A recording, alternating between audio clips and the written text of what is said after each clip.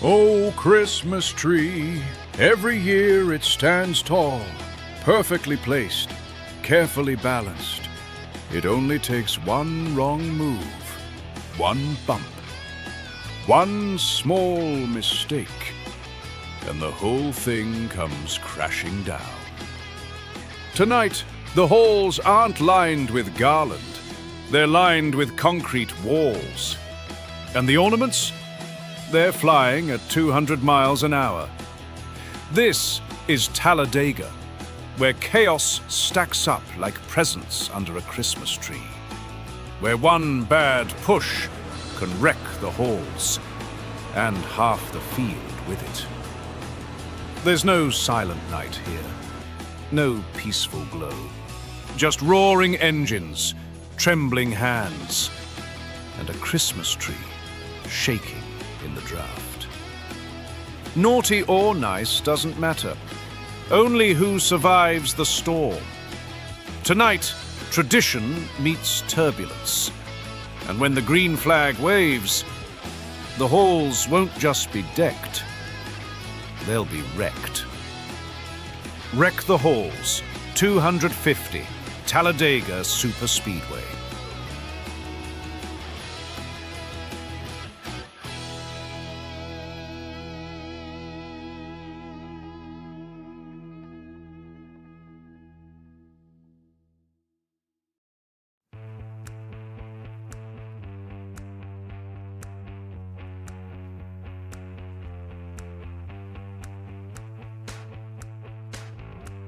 If it's Saturday night, it's time to deck the halls and drop the hammer.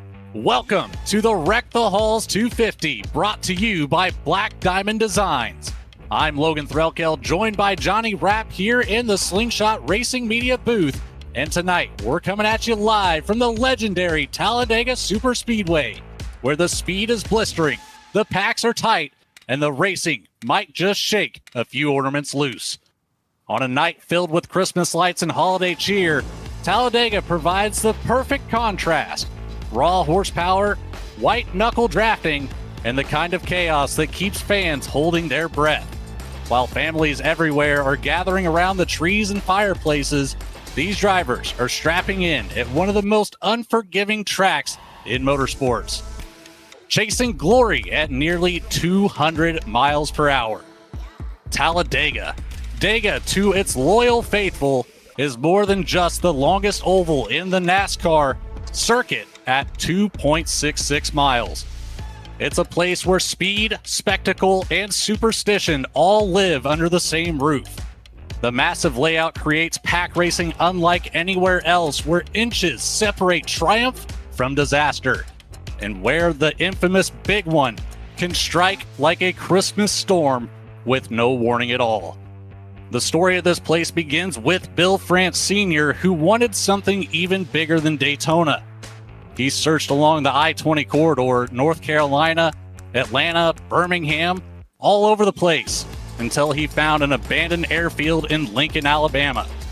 From that forgotten stretch of concrete rose the Alabama International Motor Speedway in 1969, later renamed as what we know it today, Talladega Superspeedway.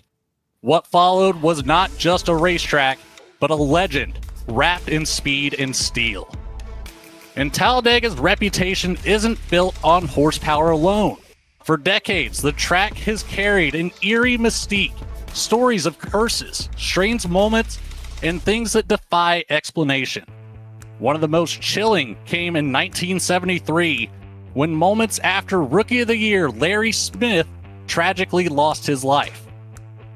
Veteran Bobby Isaacs suddenly pulled onto pit road, climbed out of his car, and walked away from racing altogether. When asked why, he simply said a voice told him to stop. Johnny, there's just something about Talladega that never changes, no matter the season. The draft, the danger, the history. With Christmas lights in the infield and 100 edge-of-your-seat laps ahead, these drivers are going to need patience, courage, and maybe a little holiday luck to survive. When that green flag waves, what are you expecting to see unfold tonight? Well, Logan, tonight's race is really shaping up to be a barn burner. We have some hungry dogs on track tonight that are just chomping at the bit to get a win. With 100 laps on the board, 50% fuel, 4 sets of tires, and 0 fast repairs, it's going to take patience, teamwork, and a little bit of luck to claim the checkered flag and your part of over $200 in prize money up for grabs here tonight. With that said, it is time for us to set out the cookies and milk before we set the grid. Please rise and remove your caps if able for the playing of the national anthem.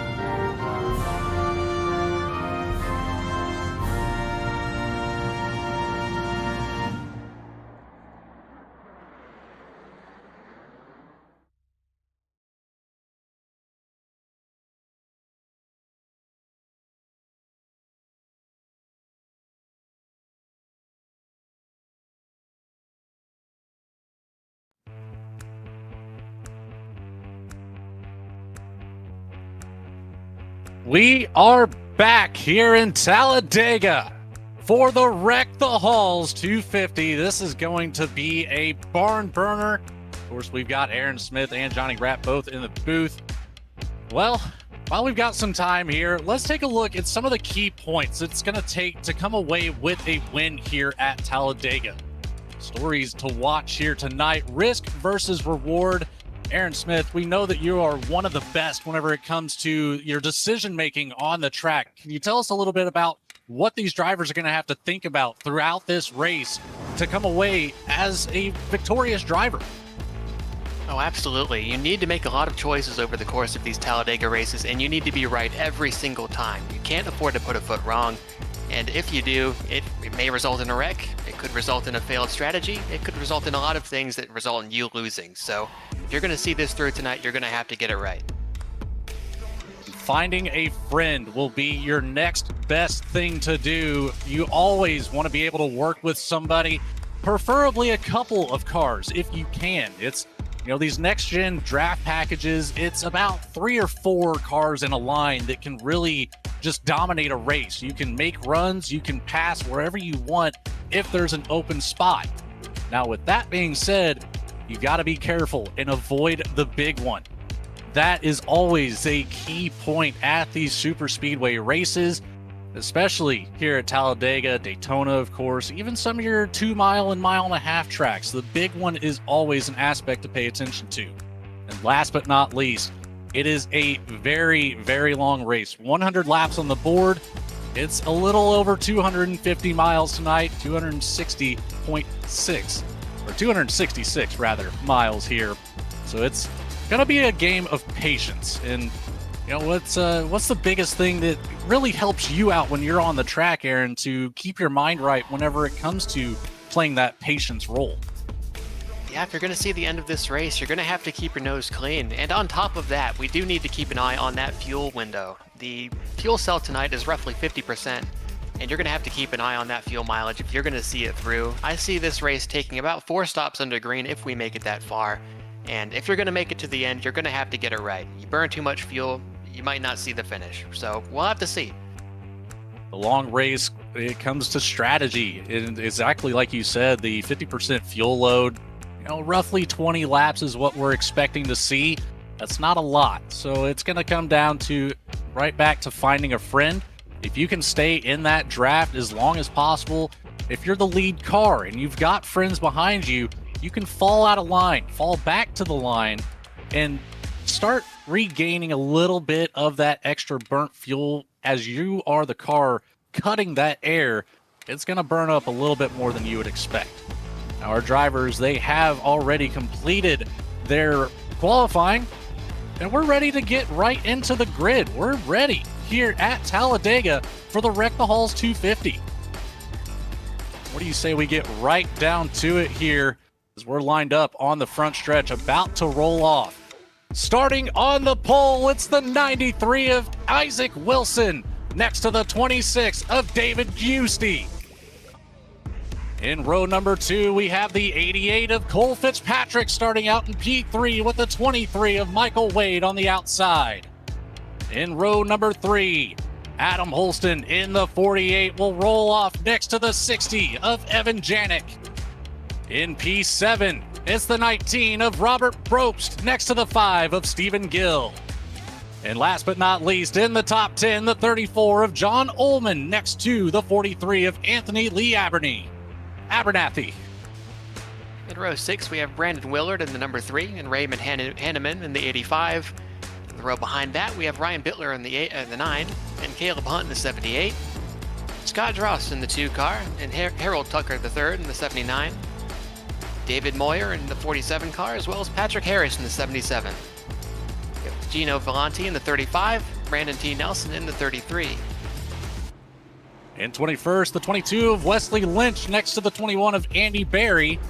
Behind them, it's the 12 of Jacob Durbin next to the 67 of James Sturdivant. The 95 of Ryan Butler rolls off in 25th next to the 15 of Tristan Love. In 27th, that's the other Bropst boy, the 16 of Brian Bropst next to Corey Graychick in the 10. And in the top 30, it's the 92 of Alex Pollock next to Chase Berry in the 58. And only 2 more drivers to go, the 04 of Andrew Willius next to the 20 of Jesse Baker. Goodness, these names here tonight, they're going to trip me up a couple times. I apologize to everybody, but we're going to do our best up here. It looks like we are coming out of turn 4 already. Pace car will come off. Isaac Wilson will take us to the green flag. Pace car rolling down onto the apron now, getting tightened up here at the front of the field. Barney the flagman ready to wave the green flag for the first time tonight. Here we go. It's live for the Wreck the Halls 250 at Talladega.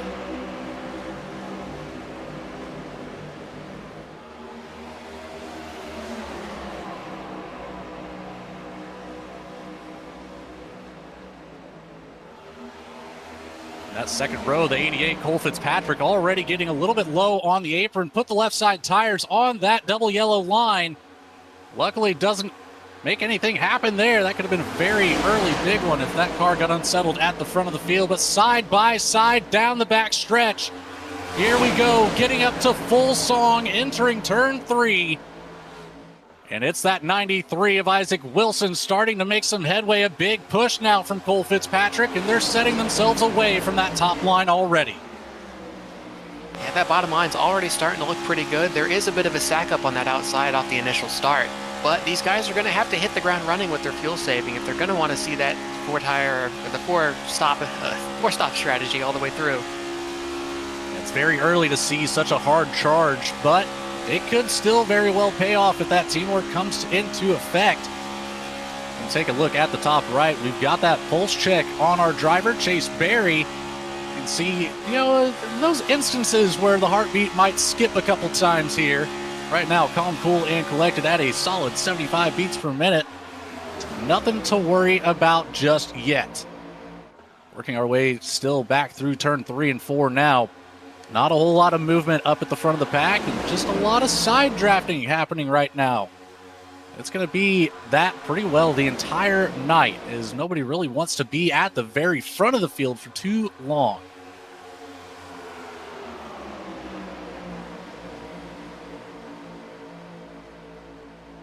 '24 on the outside line, starting to make a little bit of headway there.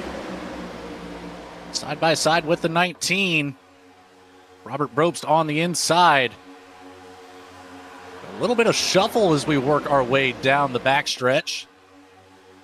You think that some of these guys might want to change lines, get down to the bottom. It's going to be a single file race for the most part tonight, Aaron. And it's all due to that fuel saving aspect of this race. Absolutely. It's pretty tempting being the first car on that top line to see all that empty space and want to go for it. But if I'm one of those guys leading that outside line, I am certainly getting down on the bottom, as you said. It's always nice to be at the front of the field. Of course, it's a good column to be in whenever you have the most laps led, but at the cost of the fuel, you know, it's strategy in my head would be to fall back a couple cars and really start to mount that charge at the very end of the race. Within the last 10 laps or so is when you want to really start to fight for those lead positions. So we do have one driver dropping down to the inside line. It's that 23 of Michael Wade running P7. He's going to get out from behind the 24. On the screen, the 26 on the timing and scoring, David Giusti.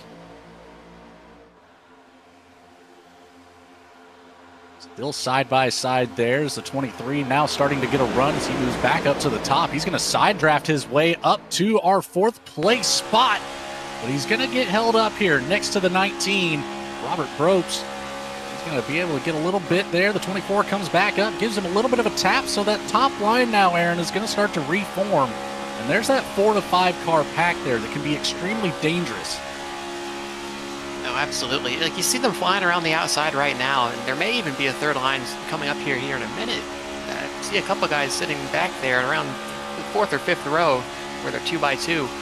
But like I said earlier, if I'm in their position, I'm focusing entirely on fuel saving. The most ground you're going to gain over the course of this green flag run is going to be at your pit entry and your pit exit. To spend all of this gas just sitting up at the front, I'm perplexed.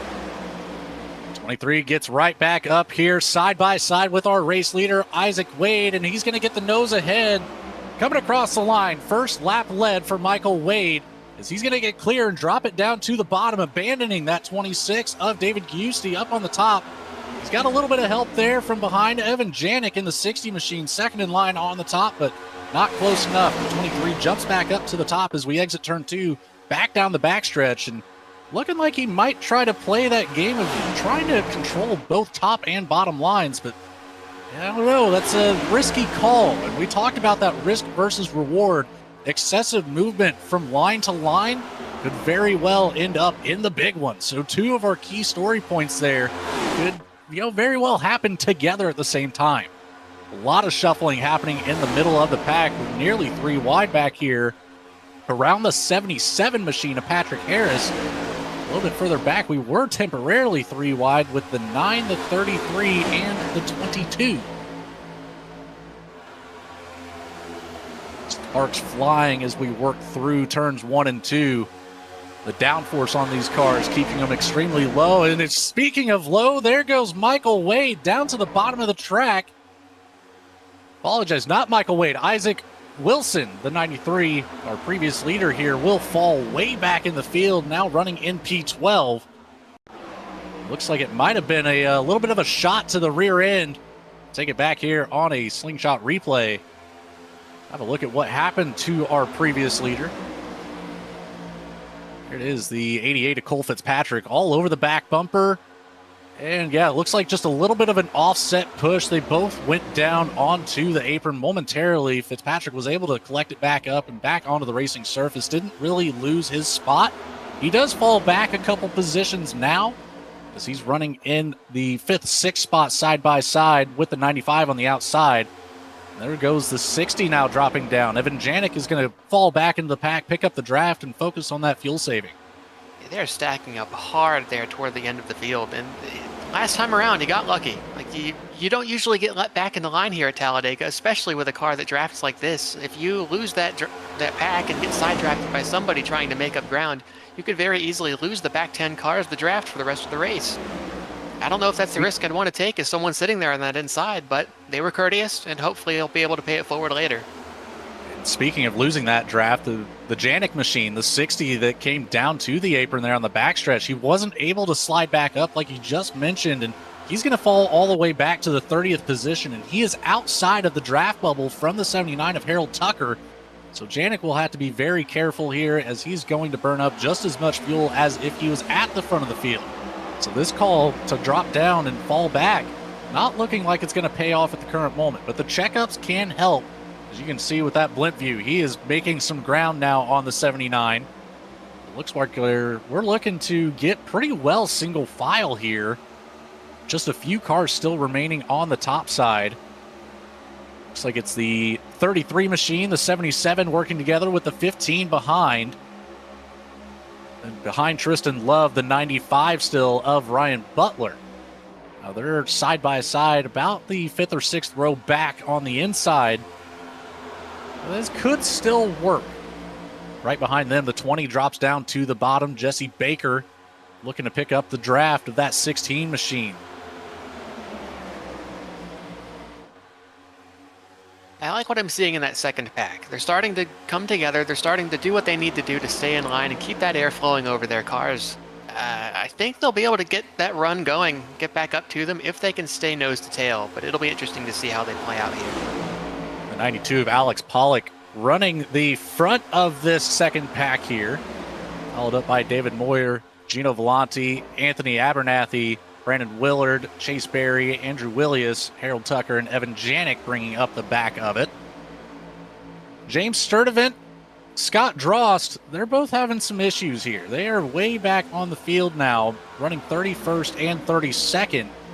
And right now, Drost in the 2 machine, just about halfway down the backstretch, as our leaders are coming up on the first round of lap traffic. Drost is going to keep it up on the top of the track, allow all these lead lap cars to get by on the inside, hopefully not causing any issues here. But he's going to have to fight with James Sturdivant once he gets lapped by these drivers to try and get back on the lead lap. If that caution comes out, the lucky dog will be in play. We're back around the front stretch here. Michael Wade, Jacob Durbin gets by on the inside. He's going to claim a lap lead for the 12 team. Still being pushed by that 26 of David Giusti, hopefully holding on to those top 5 spots here. He's doing a great job of it so far. Started P2. He's held on to P2, but Durbin has started from 23rd. He's made 22 passes so far as the 23 having issues here. Michael Wade, way slow here. Yeah, that looked like a textbook screen freeze to me, honestly. Oh, go ahead. Yeah, I was going to say they were kind of 3 wide there. He tagged wall a little bit. Maybe you're right. Maybe it was a some type of hardware issue. But yeah, either way, no caution. Able to get it going again, it looks like. And we're back racing side by side up front. There goes the 33 on the outside. Brad T. Nelson being pushed once again by Ryan Butler. 95 machine hasn't made the move down to the bottom for very long. He was there for a lap or 2 and then moved right back up to the top. We've got 7 cars now on the top side of the track. Not close enough to really be considered working together, but they're holding pace with that inside line that is a little bit more bunched up. Brad T. Nelson drops it down to the bottom right in front of that 88 of Cole Fitzpatrick, abandoning the 95 of Ryan Butler. He's not alone, so he will be able to charge back up as that bottom line has gotten separated quite a bit now. A lot of gaps forming up from the bottom. So there comes the second lap car, the 67 of James Sturdivant. He's again going to hold it up on the top side of the track as we are on board now with the 33 of Brad T. Nelson. Flying by. That's the speed difference that you're going to have whenever you put 3 or 4 of these cars together in a line. But luckily, he will be able to fall in behind once he has that door open and pick up on the draft. And trying to keep himself ahead of Scott Drost, who has picked up the draft whenever they went by. So this battle for the lucky dog spot could come to fruition here just momentarily.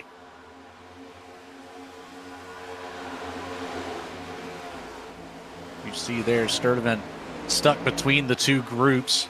Drost is at the back of the second group, so he's going to have to hop in front of this second pack here to keep ahead of the two machine. If he goes back up to the top and these drivers get around, he's going to fall in behind Scott Drost. Then it'll be a side-by-side battle if either one of those guys want to claim that lucky dog. Takes it all the way high up on the track into 1 and 2.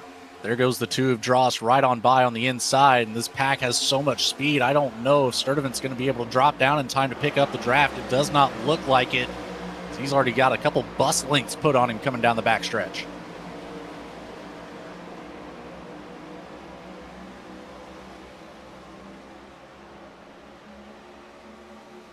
Brad T. Nelson still in the lead at the very front of the field. Good help coming from the 88 of Cole Fitzpatrick. The 16 machine, Brian Brobst, working with the 15 of Tristan Love on the top side. The 95 starting to make some ground here. Might get a 3-car group here at the top. A little bit further back is the 5 of Stephen Gill. These 4 cars can get it together. They could all clear that bottom line as we are getting so close to that first pit window, Aaron. Oh yeah, it'll be interesting in these next few laps to see who saved enough and who didn't. Because if you make a mistake and have to pit before the end of lap 20, you're going to be dealing with the outcome for the entire race. If you fail to save even a single lap here, you're not going to be able to see the end, and it's going to be interesting to see who makes it and who doesn't. We already have a few cars coming in. Cole Fitzpatrick and Jacob Durbin both bringing it down, as well as the 67 of James Sturdivant. He's going to follow suit. So he's going to lose some more ground here, but it could pay off nicely. Scott Drost being scored as 1 lap down. Sturdivant as 2 laps down now. We'll have to keep an eye, and this is the best case scenario. You have a couple cars follow you. You don't want a massive pack that can really just jam up that pit road entry, and if anybody misses that braking point, it could really make a big difference and take out a couple cars. Of course, we've got that 1 faster pair available on the night, but that does hand over the lead to the 16 of Brian Brobst. Tristan Love right behind, and it's single file as we've got 1 more on the top line, waiting for that opening so he can get down to the bottom and start planning his pit. That's going to be the 95 there. Yeah, I think that second group's in trouble. Sorry to interrupt you, but they all came out completely separated from each other. They are slowing down right now. I see Cole Fitzpatrick checking up for the cars behind him, but they've already committed to the 5-stop strategy. They're not going to be able to do much from here and be able to be safe. Now, one thing, you just mentioned how they came out separated pretty well. These next-gen cars kind of have an issue a little bit where you can't quite get to the back bumper in most cases. You do have to have that lead car communicating with whoever you're trying to work with and drag the brake just a little bit so you can get that nose up underneath the rear end. But at the same time, you have to keep an eye on that temperature gauge. That is the last thing that you want to do at a super speedway, as we have more drivers bringing it down. Now the 95, the 5, the 22 all fall into pit lane. 95 of Ryan Butler will hit his box first. Right side goes up. This is possibly a mistake here. Tires this early in the race, it's kind of unheard of here at Talladega. We've got plenty of tire sets available, but really the tire's not at a premium, not nearly as much as the fuel at least. Yeah, I don't know if I'll be taking tires for the entire race, if I'm honest with you. I mean, you only get about 8-9 seconds in the box for those 10 gallons. That's not nearly enough time to take all 4. You can get away with 2, maybe the right sides if you're lucky, but there's really no benefit this early on. Butler is the only driver to have taken tires so far. Stephen Gill and Wesley Lynch, both 8.7 and 8.5 seconds in the box, indicating fuel only on that pit stop. And like you said, that's really the only thing that kind of makes sense. But we've got a massive group now coming down as the 16 misses the box just a little bit. Brian Probst has to put it in reverse and also is going to take tires. So possibly a mistake not unchecking those tire selections, that could be very detrimental to a driver's race here. Once you're separated from that pack, it is very, very tough to catch back up unless you have help. And right now it's looking like Probst is going to end up all alone once he finally gets out of pit lane. So this is a bad case scenario for that 16 machine. Rolling back out onto the track, David Giusti gets the 26/24 machine out of the pit road first. He's got Tristan Love right behind in the 15. And it's a big gap back to Isaac Wilson and Andy Berry working together. Here comes a couple more cars charging around the outside of them. It's the 5 machine and the 22 from the last pit cycle. Stephen Gill and Wesley Lynch get side by side with the 93 and the 2.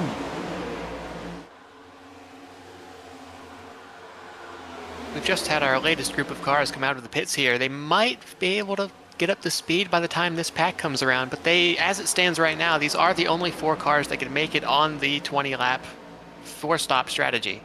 I'm looking forward to seeing how they play out over the course of the race, but if they don't catch up to this draft, it might not work out well for them. You'd be the one to know for certain there. The outside line had a great run going, but the inside line will prevail. As right now, the 88 of Fitzpatrick just got, it looked like a parachute deployed off the back of that machine as the 21 and the 77 made up a bunch of ground using that draft of the 93. They were locked together there for a second. Here we go, the charge starting to mount again, the side draft coming into play. The 88 of Cole Fitzpatrick be able to get back up to the front of this pack. The 19 back behind him jumps up to the top. He's a little bit out of that draft bubble, so he'll look to get back down to the bottom line. Unless he's trying to get some air on the nose. We talked about the temperatures. You don't want to do any sort of engine damage at all. Any loss of mile an hour is detrimental to these cars at this track. A little bit of swerving going on down the backstretch. Here comes the run from the outside. One jumping up from the inside. A big push now. From behind the 5, Stephen Gill gets shoved up to the front of the racetrack. He's going to drop it back down to the bottom. Fitzpatrick continues with his momentum, working around the outside. The 5 is going to fall back to the 24. A big shove coming from Raymond Hanneman. The 88 will claim a lap lead here with the 85 in tow. A little bit of a gap back to the 12 of Jacob Durbin. And then it's side by side with the rest of the field there behind him.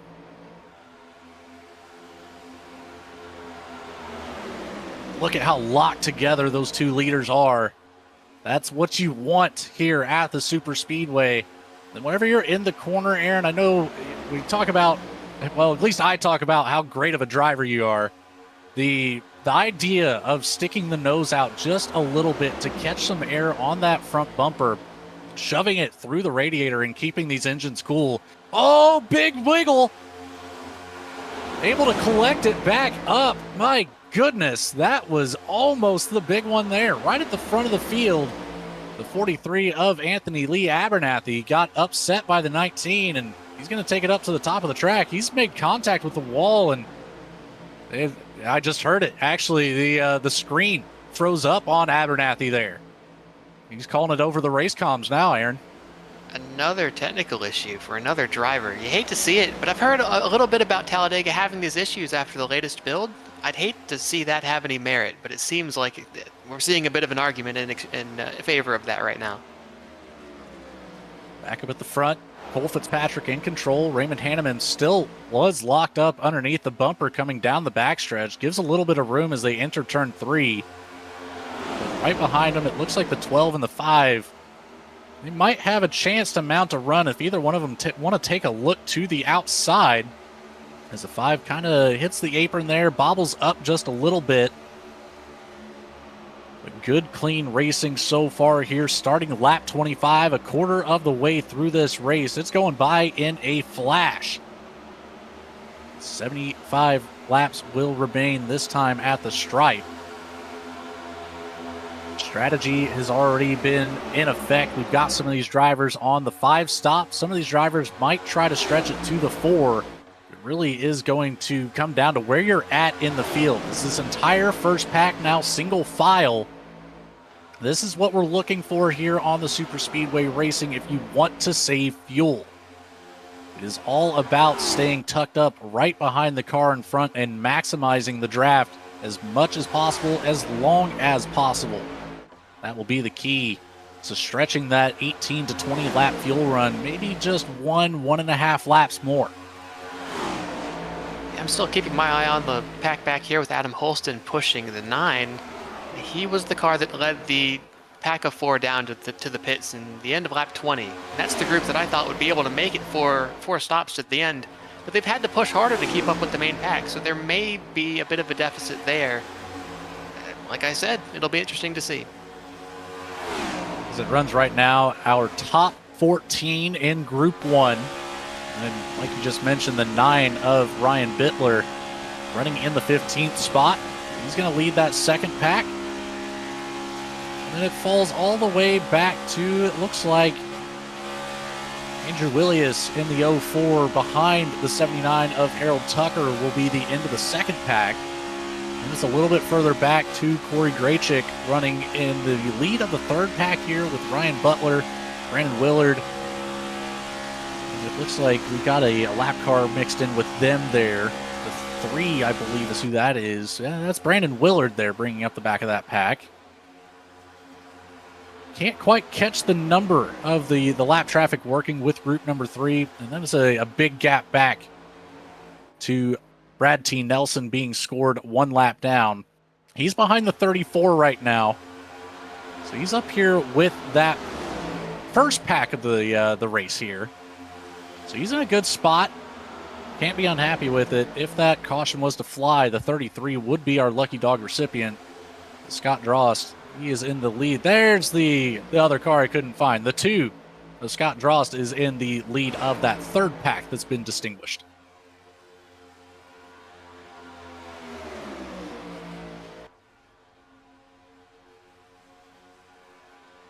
A little bit of side-by-side action. The 77 of Patrick Harris jumps out of line. He lets the 93 of Isaac Wilson by. Nearly got tangled up there with the 21 of Andrew Barry. Barry had to check up there momentarily. Make sure he didn't get into the left rear, but they're both going to get a big run on the pack ahead. Working through 3 and 4. Then back to the front stretch here. Still single-filed out.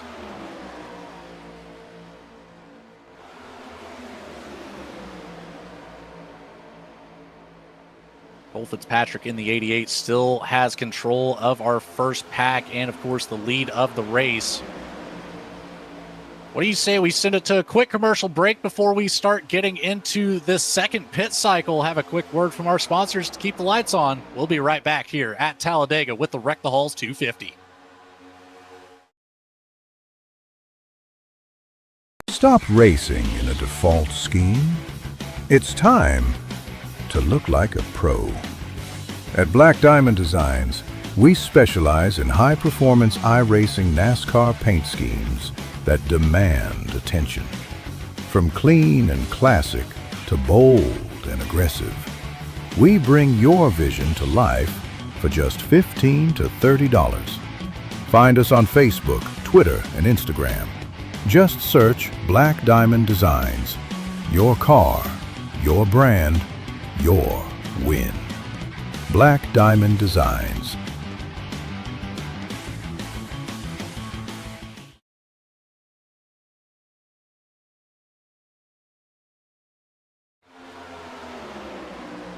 And back with the live action here at Talladega. You didn't miss much. Of course, we had it on that side-by-side, but we've got a prize to give away at some point during this race. Johnny Rapp, our producer, you've got the details behind that. So we're going to do a $10 Amazon gift card to one of our lucky commenters. Get in the chat. We haven't touched on it too much, but we do appreciate everybody in the chat so far. But yeah, tell us who you're rooting for. Man, I'll tell you what, what do you think's going to happen? It seems like a pit strategy centric type of race, and Yeah, just get in the chat. Tell us how you're feeling. We're going to pick one lucky commenter to win that $10 Amazon gift card as a token of appreciation to you for tuning in, supporting us. And yeah, hey, $10 just before Christmas could be, hey, something special. So. Let's give a couple topics of conversation out there in the chat. We could obviously say who would be your pick to win this race, but I want to kind of throw a curveball at everybody watching at home and say, when do you think the big one will happen? Do you think the big one will happen? Put a lap prediction there in the chat, and we'll revisit that as we get to it. And of course, this could go green to the end. We're expecting to see the racing really start to heat up at the very end of it. So, I would, if I'm guessing, I'm probably somewhere in the 90s realm of the lap count. But let's see some of those picks out there. We've got some lap 50s, 43, lap 85. So we've got some of these laps that are coming up soon. We're going to debunk or prove that theory in just a little while. This time by to start lap 33, Fitzpatrick still in control with Raymond Hanneman still all over the back bumper, and it's been single file, not a whole lot of position change. We do have the 34 of John Ullman working on the outside with the 77 of Patrick Harris in tow. They got to get a little bit closer down to that bottom lane if they want to utilize that side draft. Hearing some communications here over the race comms. Looks like we're going to have our second pit cycle open up here, Aaron. Yeah, it looks like they're cutting it into multiples of 16. They're coming in at the end of 33. Yeah, we have a few cars peeling off right now. They have absolutely committed to the 5-stop. And I don't know if I like it. Oh, spin, Cole Fitzpatrick. A little bit of help there. But Fitzpatrick gets loose on the brakes, trying to make it down into pit lane, and gets help from Raymond Hanneman. Nothing on Hanneman's fault. That was just the 88 getting those rear tires locked up. We'll take it back to the instant replay here. You can see sideways in the middle of pit entrance. It really looked like, from my point of view, he was slow enough. He didn't quite need to get on the brakes anymore and still had about 25, 30 yards before that cone. Oh, we also had one outside of the cone entering pit lane, so another lockup there. I don't see a black flag on that driver, however, so very, very lucky. Got the left side tires on the inside, didn't pick up a unsafe pit entrance. That could have been a very bad deal there, and put another driver a lap down, as that would have been, I believe, a 45-second hold in pit road. That would have been absolutely devastating. David Giusti gets control of the race now. The 24 on the screen, 26 on your timing and scoring. Followed up by the 15 of Tristan Love. Patrick Harris holds on to the third position. We're going to see a couple more drivers bring it down pit road here. If I'm hearing the race communications correctly, we'll see how this group fares on entry. And maybe they're calling it out for next lap there. Nobody in this front pack is going to bring it down this time by. That is from our number 1 position all the way back to the 04 running P18 right now. I do want to kind of interject here, not to cut you off, but all that kind of shakeup at the front, I believe it has allowed this second pack to catch up with Alex Pollock on back, if I'm not mistaken, right? And yeah, pretty much the entire field that is on the lead lap and has not pitted yet is all in one pack yet again. So kind of a great equalizer here, about just a little bit less than halfway through the race. Yeah, you're absolutely right. That second pack was able to capitalize on that momentum, as the front pack obviously getting checked up there with drivers falling in and out of line. So now it went from, I believe, a 14-car pack up to an 18-car pack here. Again, like I said, the 3 of Brandon Willard on an island all by himself. Then back further behind him, 11 seconds back to be exact, the 85 of Raymond Hanneman, the 22 of Wesley Lynch, and the 12 of Jacob Durbin in a 3-car pack here, running the 20th, 21st, and 22nd position. So it'll be interesting. Those 3 drivers just pit together 3 laps ago. Brad T. Nelson, Gino Volante scored 1 lap down, running 23rd and 24th. They're on lap 17, coming around to start lap 18 on this run. And look at this, up in the top right, Chase Berry, we mentioned it earlier, a cool 75 beats per minute on the pulse check. Now up to 107, feeling the heat rise in the cockpit. That 58 machine. He's got something on his mind here as he's running P9. Right behind, I believe that's the 88 there. The 98 rather. So it's no, it is the 88 of Cole Fitzpatrick. Also being scored as 1 lap down, mixed in with our lead lap cars here. Brad T. Nelson just a little bit ahead if he wants to get up to a lucky dog position. Gino Volante will be another driver he'll have to pass to get up to that spot as we take an onboard here with Chase Berry. More cars dropping down to the apron. We've got another pit cycle here. Tristan Love, the 24 of David Giusti, the 77 of Patrick Harris, the 9 of Ryan Bittler, the 20 of Jesse Baker. So a 5-car pack now. That'll be a good pack to run with. That's the ideal number of cars you want for the draft here at Talladega, in my opinion. I don't know about you, Aaron. Yeah, I'll tell you what, though. I'm seeing these lap cars and the leaders merging together right now, and it's definitely throwing a head into things. These guys want to pit, but they can't get down to the bottom. But it's going to get aggressive here to get to that pit, because if you miss that entrance and you have less than a lap to go, you're not making it back around. We're coming in hot to pit lane this time. It's going to be a lockup, more contact. I think it slowed both of them down enough to make it. Oh, more carnage. My goodness. We're going to have a lot to unpack here. Brad T. Nelson completely sideways with company. It was the 58 of Chase Berry. We were just talking about him. Yeah, and take a look at his heart rate up there, peaking over 100. And I'll tell you what, that's kind of looked like he didn't pit there because he was involved in that, right? He was slow. Maybe he just came in and topped off real quick. Maybe I missed that. But yeah, definitely big incident coming into the pits. Definitely going to shake up the top of the field here.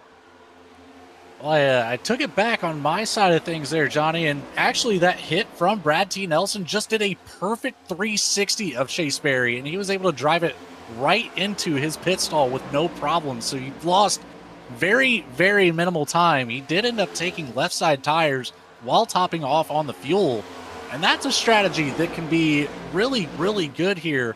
Whenever you pit, take one side of tires, and that will typically equal out to the time it takes to fill up the 10-gallon fuel cell on these next-gen cars. Of course, at a 50% capacity here, it does help keep those pit stop times down. But that is a very smart call there from Berry after getting spun. And say next time he comes down, we'll have to take a look at him. We'll likely take those right-side tires. Lap 41 on the board right now, and it's in control of Raymond Hanneman, followed by Wesley Lynch, Jacob Durbin, and lap traffic just behind him. That's the 5 machine. Stephen Gill, he is the first car scored 1 lap down ahead of Gino Volante and Brad T. Nelson. Volante on his own. Nelson has a little bit of company, but it's just the 19 right now. So it's not going to be very beneficial. You can, of course, save fuel by staying in that draft, but at the same time, it's only 2 cars, so you're not going to have the speed that you would if you had even just one more. It's a I believe, a difference of about 3 to 4 miles per hour. Each car that you add up until we reach the top speeds of these cars, about 195 miles an hour.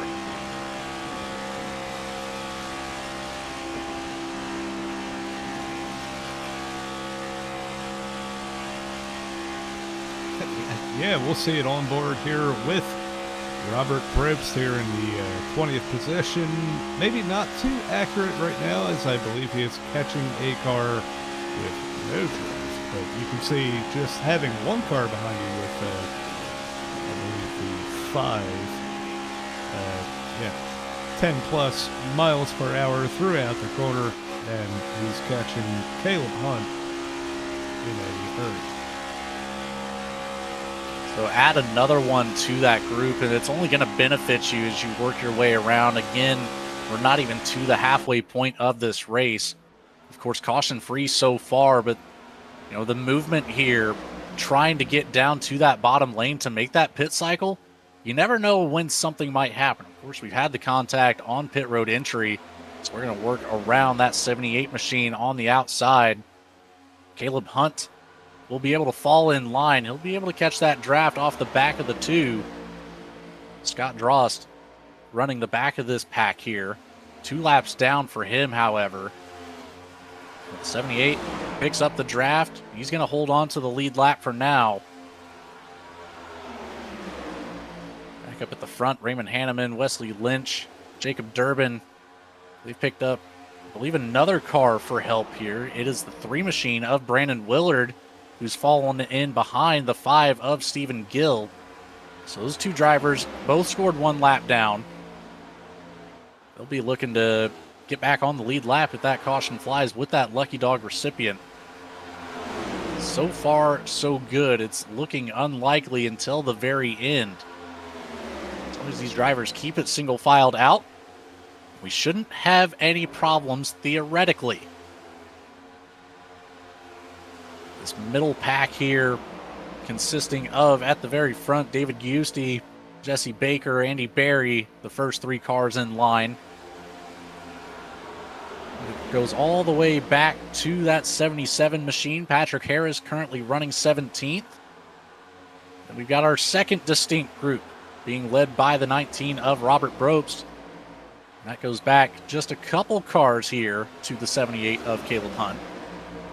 Corey Graychick, he leads a line of 3 at the moment, and it looks like that, I believe the 92 is starting to catch back up to him. So it's all sorts of broken up around this field right now, but a lot of groups formed up. This is that finding a friend that we talked about at the top of the show. If you got somebody to work with, that's your best case scenario. Lap 46 now on the board as the teamwork has been effect the entire time since the drop of the green flag. Our leader, Raymond Hanneman, has moved up 11 positions to the number 1 spot. Wesley Lynch has moved up 19, and Jacob Durbin has moved up 20. Our biggest mover of the race so far is the 20 machine of Jesse Baker. Started out in 32nd, currently running in the top 5 right now. 27 positions gained for the 20.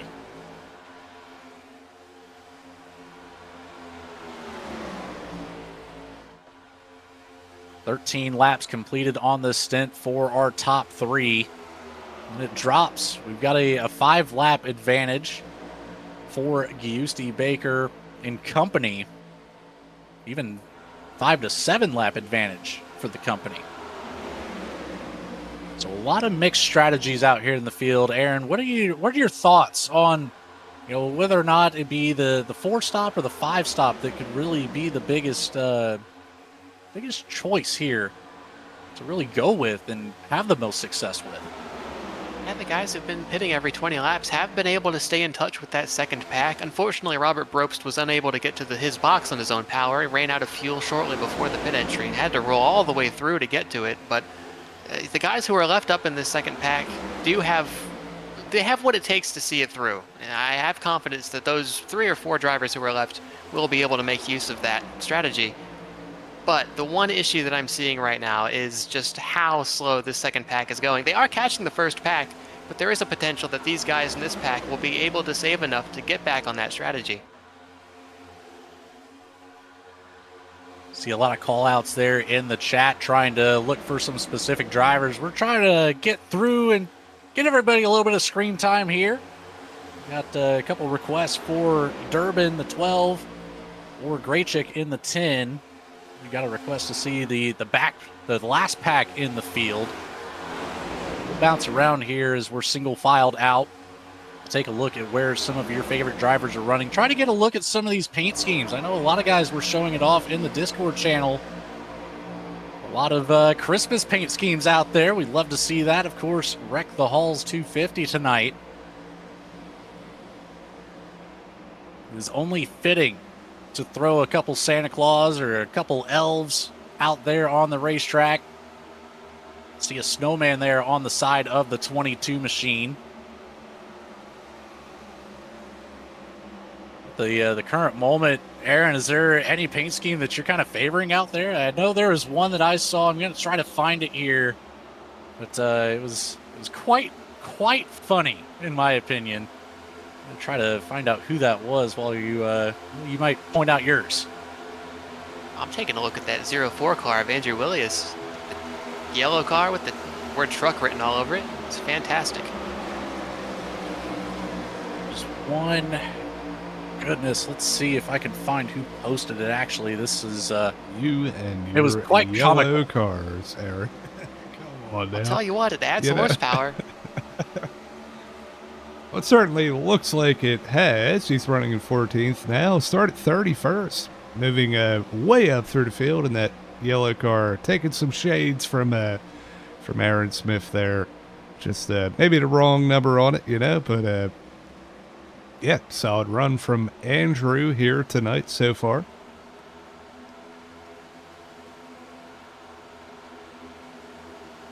'79 of Harold Tucker there just ahead.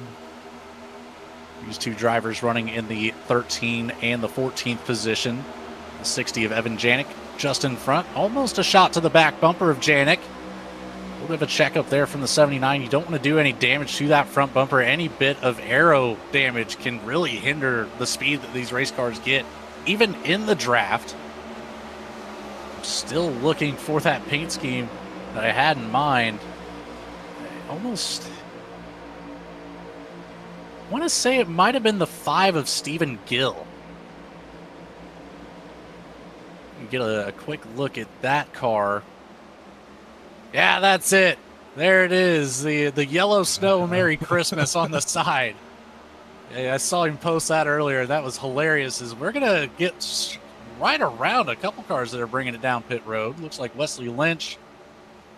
We got the 22, the 85, and the 12 of Jacob Durbin all bringing it down this time. There might even be a driver or two behind them bringing it in. Is the second pack being led by Robert Bropes now coming around the front stretch. And they're starting to make up some ground on that first pack out there. As they're working down the backstretch, but the gap is closing slowly but surely. About 26 seconds right now. It was about it looked like a tenth or two per lap. Now they're actually starting to fall off as they're climbing up to the 26.4 second differential from our race leader.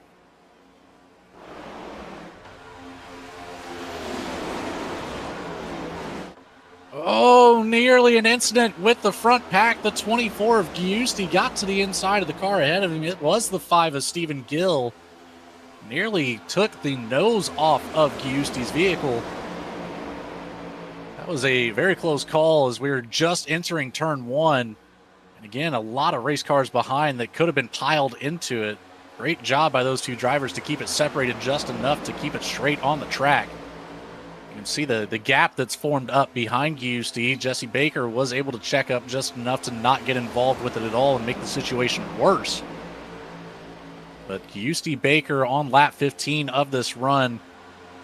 The rest of the field behind them, looks like 14 laps completed for some, 13 laps completed for others. So the strategy mixed throughout the field still yet. Nobody really starting to define their own way around Talladega, aside from the 88 of Cole Fitzpatrick, who just came down all by himself. So, Aaron, I gotta ask you, because I know I've put you in this position before, but say you're David Gisty leading this race. You got lap cars ahead of you, and they're not going to concede. They're not going to get out of the way. It's still their race. They're up here trying to obviously lead this pack. What is going through your mind? How are you thinking?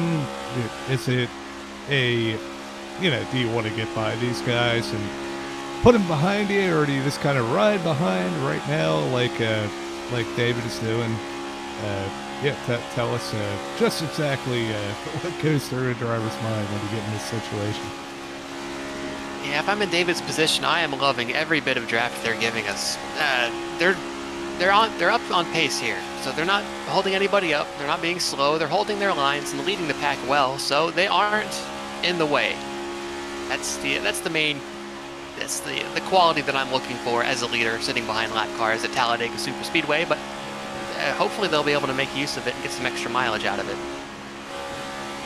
Let's see if any of these drivers are going to bring it down. There's a lot of chatter over the race communication channel. Doesn't look like anybody's going to drop out of line just yet. This will be the start of lap 18 on this run for Giusti and Baker. 17 for the following cars in mixed strategy through this front pack. Some on the lap 18, 17, and 16. Even a driver out there mixed in at lap 15, the 19 of Robert Probst, running in 15th currently. So it's just a matter of time. You mentioned the variables of 16 seem to be the theme. Looks like they're going to possibly break that here this time around. Might try to make it to that lap 60 mark if at all possible. Right now, our field being led by the 92 and the 3 machine. Alex Pollock at the front, nearly going a lap down as he's got that 24 of Giusti just 2 cars behind. 3 of Brandon Willard working with him to keep those 2 on the lead lap for now. They're going to be right there in the mix whenever this whole group comes down. Likely be this time by or next lap around, as they're on lap 19 now. This is, there's a call over the race comms. It is now or never for a couple of these drivers. If they go way past that pit entry, they're not going to make it back around. So a couple cars to come down this time by. Work our way through 3 and 4. Dropping down to the apron is our race leader. Giusti and Baker going in together. Doesn't look like any more company behind as the field goes by. Hands over the race lead to Andy Berry in the 21 machine.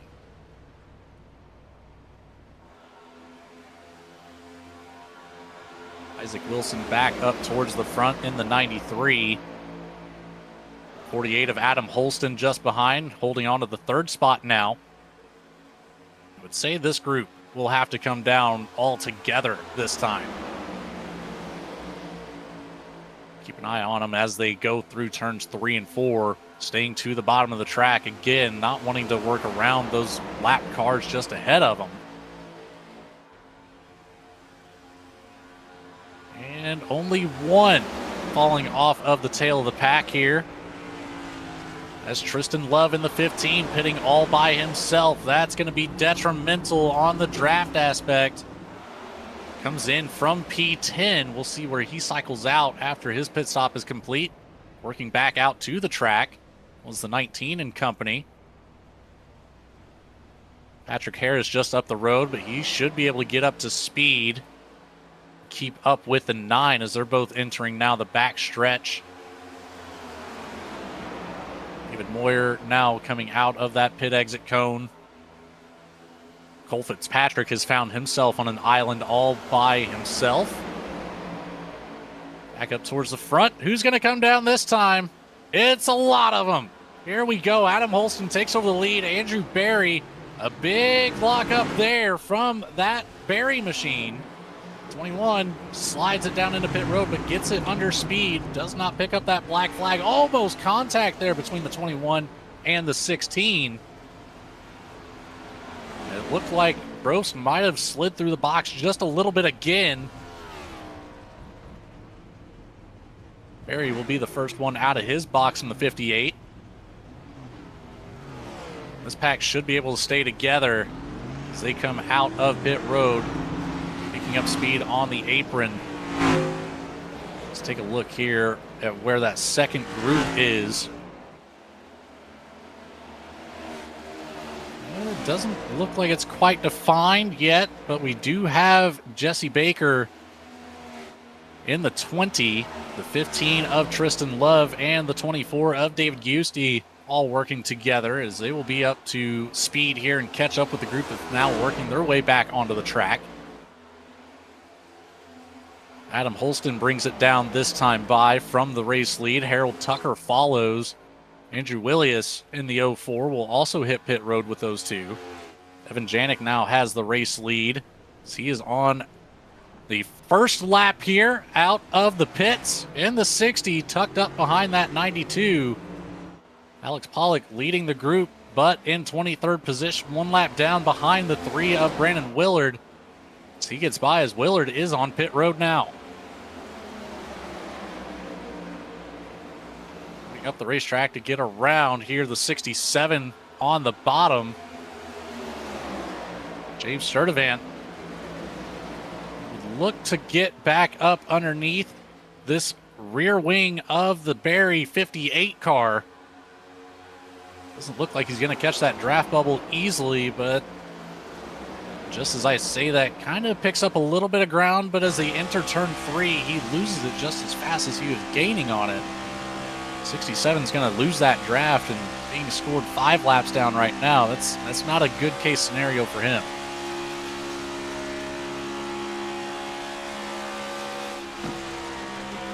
As we work through the back half of this race, let's take another quick commercial break to hear from our sponsors. We'll be right back with the Wreck the Halls 250, brought to you by Black Diamond Designs. Stop racing in a default scheme.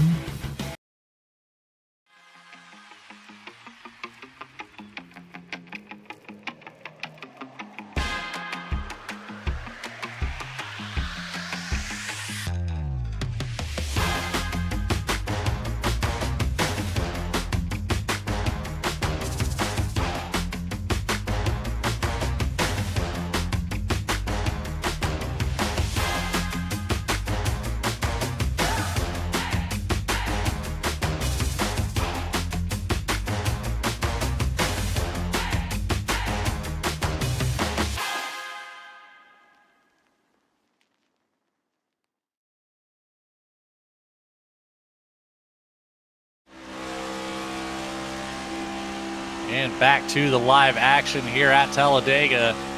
Lap 63 on the board. Inside 40 to go. Got one more pit stop that will for certain be scheduled here on the night. Got a couple drivers out here that might have to make 2.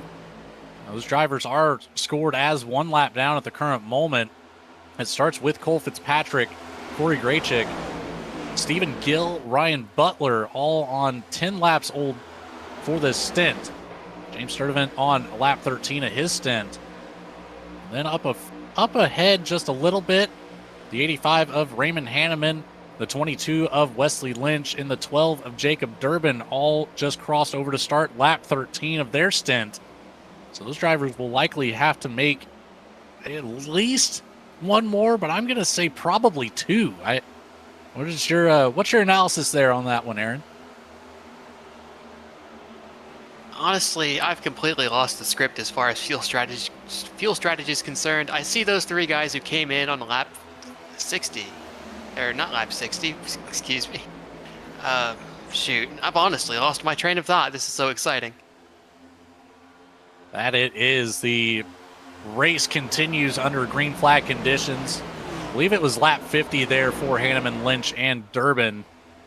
The math and the mental math capability here while watching and talking about one of these races, it comes and goes where we can really just spout out numbers like that and be 100% accurate.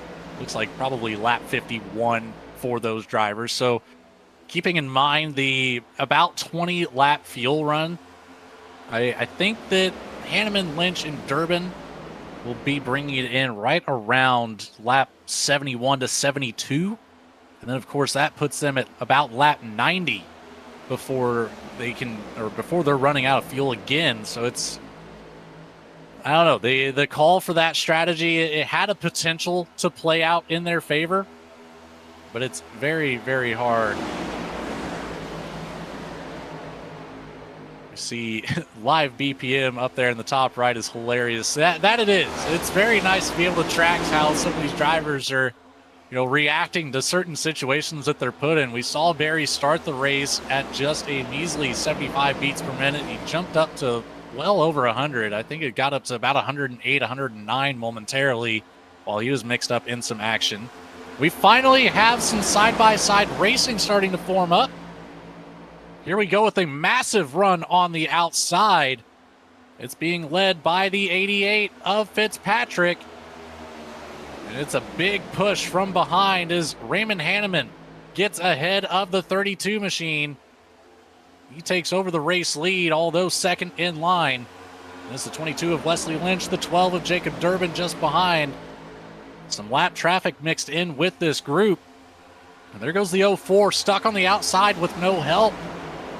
He has no window of opportunity to get back down to the bottom, but the side draft helping as they enter turn 1. There's a slight opening, but he just missed the window of opportunity to get in front of the 15 of Tristan Love. So the 04 still working around the track on the outside all alone, losing another spot now.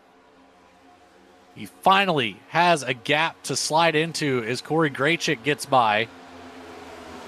Still just ahead of the 60 machine, Evan Janik. So the 04 remains in the top 5, but separated quite a bit to those race leaders. Big checkup here coming out of turn number 4. Graychick has to step out of line and not get into the back of the 15. That was contact between the 92 and the 5. A little bit of a checkup from the front pack. The 5 just didn't quite react to it. Got right into the back of Alex Pollock. Kind of upset things there momentarily. There's a call from the 5 of Stephen Gill, wanting to work with the 92 of Alex Pollock to get their lap back. They've got a couple cars to get around before they can do so. Not quite getting to the back bumper is Stephen Gill. And separation ahead of him. It's going to make it difficult if they do want to get that lap back. You've got Fitzpatrick up there. He is the last car on the lead lap, leading the field right now, just ahead of Raymond Hanneman. And Lynch, Durbin still 2 and 3. And this is the 2 lap cars of Alex Pollock and Stephen Gill. They need to get bumper to bumper here if they want to make up that ground and catch up to Fitzpatrick and get back on the lead lap just ahead of these drivers. On board with Stephen Gill as we work through turn 1 and 2. Again, just doesn't quite get the run good enough to get up to the back bumper. So he's going to step out of line even. As you can see there, 16 laps on the stint for this driver. Pollock on a 10-lap stint ahead of him. So we've got different strategies even amongst the lap traffic here. And how odd is that to see? It's the only spot they have that gets them the draft. Otherwise, they'd just be sitting on the outside line watching the field go by every few laps. But yeah, like I said earlier, I've got my eyes on these 3 guys right in the middle of that front pack. Hold on, let me get their names. Andrew Willius, Adam Holston, and Harold Tucker. They were the ones who pit on lap 60, as I was talking about earlier. And they have the draft. They're in the absolute perfect position right now. They don't have to worry about the leaders pitting and leaving them out to dry. They don't have to worry about closing up a gap in the last seconds. If they maintain this pace and they keep their strategy on par, I think those 3 are going to be the ones fight for the win here in a little bit. I tend to agree with you because our top 3 right now of Hanneman, Lynch, and Durbin currently on lap 19. So it'll be very, very soon, as it looks like they are going to bring it down this time by Hanneman, Lynch, Durbin, all drop it down to the bottom. with company. This will be a 5-car pack here that'll work back out on the track together, but this is a bad case scenario. We see that it's 20 laps on the fuel run. Next time they come down, it'll be 10 to go, and the rest of the field here that you're just talking about with Andrew Williams, Adam Holston, and Harold Tucker there, they're going to be able to come down on lap 80, giving them that opportunity to take this last pit cycle all the way to the end. So we'll find out in about 10 laps if they've been able to save enough fuel to make it to that mark and take it to the end. This the fuel game really becoming a factor tonight, way more than I had anticipated myself. You got to be on it from the very beginning. Yeah, the strategy calls that have been played so far tonight, it's been very interesting to see how it's all unfolded. As Tristan Love brings it down again. Only 13 laps completed on this stint. If I'm the driver of the 15, I would rather have taken that all the way to that lap 20 mark. He's going to come in early, and they'll have to visit one more time this race. There's nearly contact between the 15 and the 10 as they're both working back out onto pit road. It looks like the 77 of Patrick Harris is going to pick up a black flag. No, that's not what you want to see. Man, I think he's just a little bit too fast there on pit road entry. Taking a look on my end here. Yeah, about 15 mile an hour too fast, passing that pit road commitment cone. So I had to stay in the box for an extra about 40 seconds there. And Corey Graychick also with a black flag. What has happened to the 10? I think it's speeding on pit exit that time.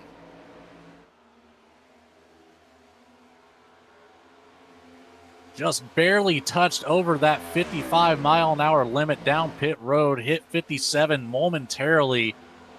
So the 10 will have to bring it back down pit road. Was already being scored as 1 lap down. Will certainly go 2 laps and possibly a 3rd lap down on the field. They're up at the front, the 04, that yellow car that you love to point out there, Aaron. He's in the race control lead now. He absolutely is. And he's one of the folks who made the right choice from the very start of the race to save fuel. Again, staying right behind that 92 machine. He's going to maximize that draft as much as possible and really just extend that fuel run as much as he can. Alex Pollock, the last car on the lead lap at the moment, breaking that win for the 04. We'll see how Williams performs here in the draft, and if he can extend that run just one more lap, I would say if you can get to lap 91, that is your best case scenario. If you can just pick up that 1 extra lap on fuel, then you're safe from that point on to make it to the end. Even at lap 90, or apologize, lap 80, it would be very, very difficult to really drop the hammer, like we said at the top of the show, to make it all the way to the end. You still have to play that fuel strategy to the checkered flag if you're pitting on lap 80 exactly. Just like the 92 of Alex Pollock is going to drop out of the front of this pack here this time by calling out for a pit. See if anybody follows the 92. The drivers behind him all on the same strategy stint-wise. Again, it's early. I don't like this call to be on lap 75 and taking a pit. But he drives by.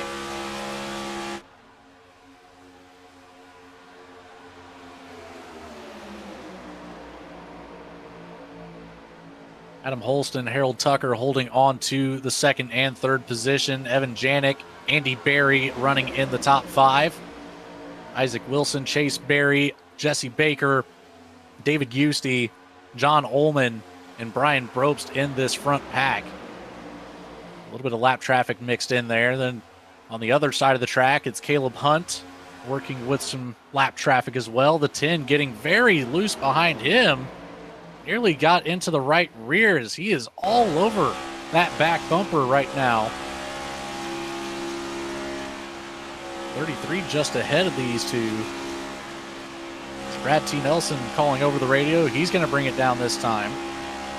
78 of Caleb Hunt will bring it down with him.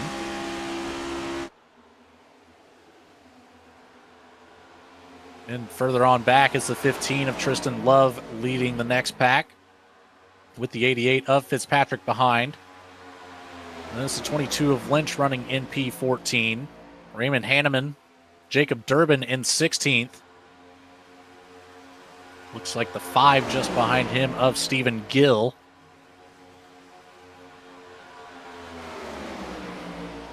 Alex Pollock still leading that front pack. We'll see if he brings it down this time. There it is, the breakdown to the bottom. He's going to separate himself from the pack. So now all of that wind force on the front of the 04 machine, that's going to bring down the fuel mileage considerably coming out of the draft and being that plow for the rest of the field behind you. Adam Holston doing a great job keeping the nose right up underneath the wing, getting all that air over the roof of the car.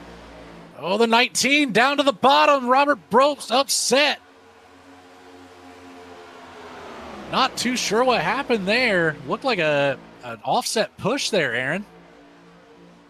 Yeah, you'll have that in these cars, especially when you're saving fuel. You'll have those checkups, and the bumpers won't always be square. And I had that exact issue during the NIS Daytona 500 this year. The whole field was fuel saving. You get a single checkup, and the entire field wrecks. So you got to be careful with those. And fortunately, it didn't end just as badly.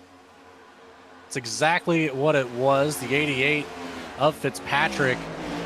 He kept the foot on the floor. It wasn't intentional by any means, and it looked like the 19 just kind of got up out of the groove just enough, tried to work his way back into it, and just came a little bit sideways across the nose there of Cole Fitzpatrick. Nothing you can really do, but a great recovery there by the 19. Unfortunately, will fall back to the back of the pack and be scored as the first car, one lap down in 16th position, mind you. So our front group consisting of Andrew Willius all the way back to Chase Berry. As we're getting impact. separated up here. Adam Holston, he might have blown his motor there, pushing the leader. As the leader was coming into the pits, we're going to have to go back and watch this one. Maybe we'll go on board with Adam Holston.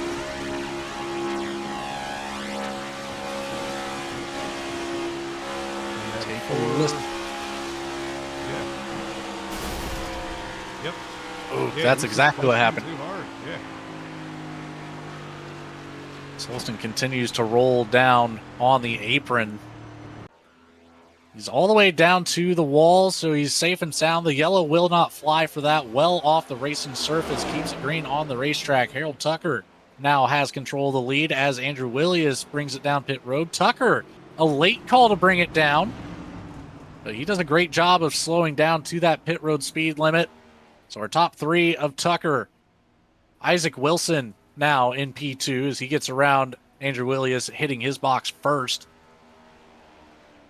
One of the early pit stalls available. It could go either way here. And Aaron, I'd like your input on this. In a race like this, would you prefer a early pit stall, or do you want to be up at the front of the field and have one of those first 5 pit stalls? Oh, I absolutely love having one of the first pit stalls all the way down toward turn 1. Just being able to throw your car around the outside on pit entry, not having to worry about anybody slowing you down on your way to your box is the best feeling in a green flag run, and it's fantastic. There is that final pit cycle for those drivers that just came down. Is Tristan Love able to get back to the race lead, but 10 laps completed on his stint already, expected to come down right around lap 90. That should essentially hand the lead back over to Harold Tucker, Andrew Willius, Isaac Wilson that just came down. We've got a couple other drivers already on lap 2 of this current stint. So it could be anybody's ball game at this point. It's really going to come down to the wire as to who will take home the win. Chase Berry running in the 7th position back here. A little bit of side-by-side action just ahead of him between the 21 and the 47 machine. David Moyer currently running in the 20th spot, stays up high, can't quite get back behind Andrew Berry. But he has that window open up. He'll slide back behind now, behind Chase Berry. So the Berry boys not spelled the same, no relation between the two, but they're going to find themselves running in 6th and 7th. They're in a great spot here as well. At this current time, I believe that this fuel run will be enough for them to make it to the end, but it could very easily turn into, a coast race. Who has enough momentum coming out of turn 4? Who can get on the clutch soon enough to keep the car rolling if they do run out of fuel? This is going to be a very interesting last 10 laps. The battles that we expected to see might not come to fruition. It could very easily turn into just staying single file all the way to the end. A massive run down the backstretch. Has to dive out of line to the inside. A little bit of a stack up there. I'm not entirely sure why. There's a lot of room between the cars ahead of him. But, an interesting call to take it to the apron to avoid any incident there. I said the top line would have been preferred. But luckily nothing happens from it, and Berry will fall back in line behind Berry. Yeah, one thing that I'm really noting right now is just the kind of mix in this top pack. We have 7 cars that are on the lead lap in this top pack, but it's about a 10-car pack, right? Something like that, 10 or 11. And how much of an effect is that going to have on the end of this race as we get down to it? Just under 20 laps to go. It's all going to come down to, maybe teaming up with somebody that just wants a push or wants to push you and maybe put themselves in a lucky dog position or something like that. It's going to really get wild here right at the end of this thing, I think. And, this is where that team aspect really comes into play. Even if you are a lap down, you are more than welcome to continue racing as we're shuffling around here at the front of the field. It looked like a slightly offset push again from the 88 of Fitzpatrick, this time to the back end of Tristan Love. Love hit the apron, or at least the yellow line there momentarily, as Fitzpatrick tucked right up underneath, and now all 4 of these cars locked together as they work down the backstretch. The 22 will let off. The 85 gives a little bit of breathing room as well. It's a dangerous spot to be so close as Fitzpatrick does not let go of the back bumper. Offsets to the outside just enough to get some fresh air on the nose, trying to keep the engine cool. We've already seen one motor expire here tonight. We don't want to see another. Adam Holston had to tow it back and still in pits. Over 5 minutes now for the 48. His race is over. And I'll tell you, you alluded to it, but the pushing has commenced up front here. These cars, top 5 or 6, have all been bumper to bumper, really giving it to each other here. We saw a bit of a moment there from Tristan Love getting down to the apron on the front stretch there, from an aggressive push from Wesley Lynch. And yeah, hey, it's not over yet. Lynch is going to fall back a little bit coming down the front stretch this time. Not quite on his bumper like he was last time. Maybe thought that push in the tri-oval was not the best idea, and he's going to kind of lay back, give him a little bit of room going into turn 1.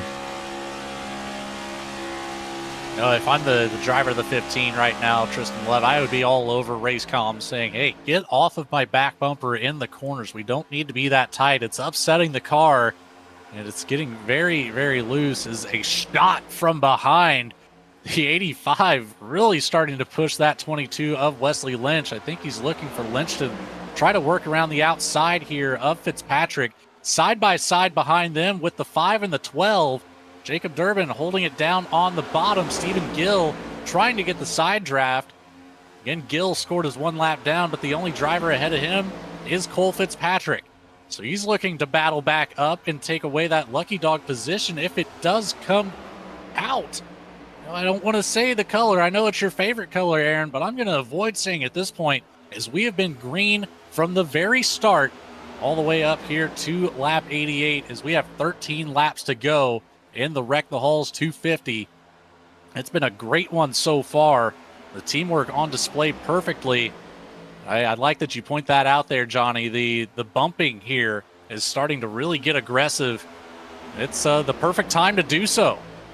If you're going to go for it, now's the time. Looks like I'm hearing calls from the 88 to bring it down pit road this time, so watch out for the checkups here. Oh, here we go. We have the entire lead pack up here.